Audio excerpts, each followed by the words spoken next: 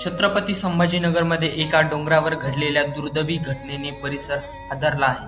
21 August रोजी सकाळी साधारण 10 वाजण्याच्या सुमारास खवड्या डोंगर परिसरात अचानक मोठी गर्दी जमली.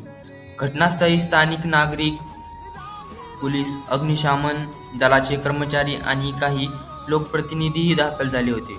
कारण होतं एक तरुण. देवळाई परिसरातील राहणारा कुणाल चांदवडे हा तरुण डोंगराच्या कडेला गेला होता.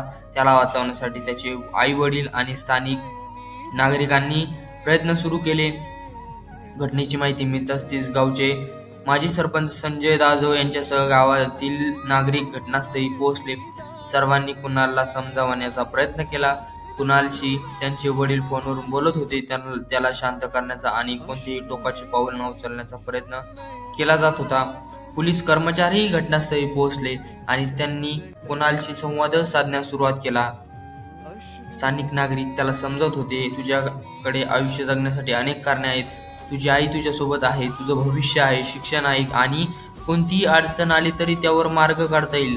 आईसाठी जग असं सांगत त्याला वाचवण्याचे प्रयत्न सुरू होते. अनेक जण मिळून त्याला धीर देत होते आणि परिस्थिती शांत करण्याचा प्रयत्न करत. मात्र जवळपास 3 तास हा थरार सुरू राहिला आणि त्यानंतर घडलेल्या दुर्दैवी घटनेत कुणालला वाचवण्याच्या प्रयत्नात त्याच्या आई वडिलांचा मृत्यू झाला. या घटनेमुळे एक संपूर्ण कुटुंब अक्षरशः उद्ध्वस्त झालं. घटनास्थळी उपस्थित असलेल्या नागरिकांनी आणि बचाव पथकाने कुणालला वाचवण्यासाठी शक्य ते सर्व प्रयत्न केले. मात्र परिस्थिती हाताबाहेर गेल्याने ही दुर्दैवी घटना घडली.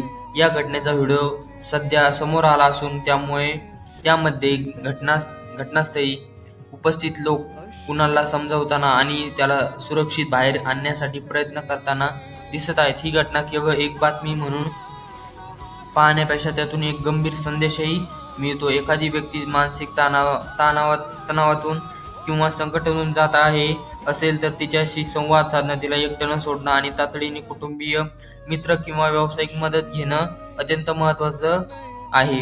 कारण कोणतीही समस्या आयुष्यापेक्षा मोठी नसते आणि एखाद्या व्यक्तीला आपण योग्य वेळी दिलेला आधार तिचं आयुष्य वाचवू शकतो. छत्रपती संभाजीनगरमधील या घटनेने संपूर्ण परिसरात हळहळ व्यक्त केली जात आहे. या घटनेबाबत प्रशासन आणि पोलिसांकडून पुढील तपास केला जात आहे. तुम्हाला किंवा तुमच्या ओळखीच्या कोणालाही मानसिक तणाव किंवा स्वतःला इजा करण्याचे विचार येत असतील तर कृपया एकटं राहू नका आणि तातडीने विश्वासू व्यक्ती किंवा व्यावसायिक मदत घ्या.